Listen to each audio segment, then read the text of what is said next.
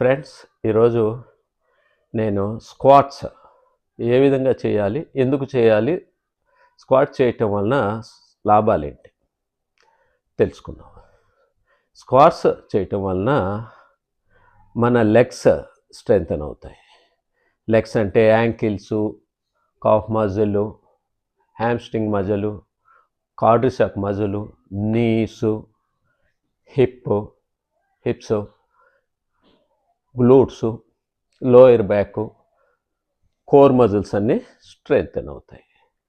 Strengthen అవటం వలన ఏమవుతుందంటే మీరు డే టు డే పనులు ఏ ఏజ్ గ్రూప్ వాళ్ళైనా కూర్చుంటాం, లెగవటం, వంగటం ఇలాంటివన్నీ చాలా ఈజీగా చేసుకోవచ్చు. ఎందుకంటే కండరాలు స్ట్రెంగ్తన్ అవుతాయి, బోన్స్ స్ట్రెంగ్తన్ అవుతాయి, ఫ్లెక్సిబుల్గా ఉంటాయి. అంతేకాకుండా వెయిట్ లాస్కి కూడా ఇది ఒక మంచి ఎక్సర్సైజ్. ఓకే, నెక్స్ట్ ఏ విధంగా చేయాలనేది నేను చూపిస్తాను.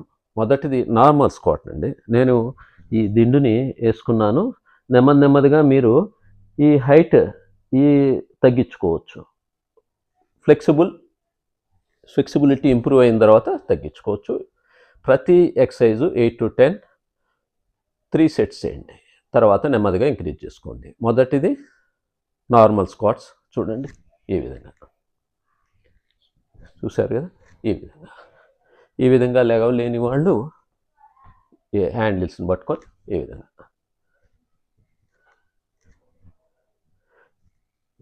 వీక్లీ 3 to 4 టైమ్స్ చేయండి. ఆల్టర్నేట్ డే చేసుకోండి. లెగ్ స్ట్రెంథనింగ్కి, లెగ్స్ వర్కౌట్కి ఇది ఒక మంచి ఎక్సర్సైజ్. Next Sumo squats. ఒక డబల్ అంటే మన షోల్డర్ విడ్త్కి అప్రాక్సిమేట్గా డబల్. ఇది కూడా ఈ విధంగా లేవగలిగితే లెగవండి. చూసారు,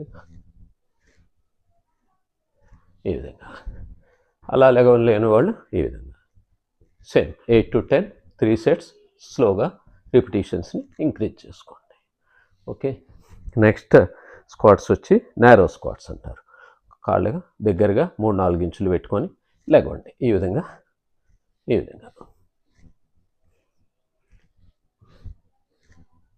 8 to 10 రిపిటీషన్స్ 3 సెట్స్.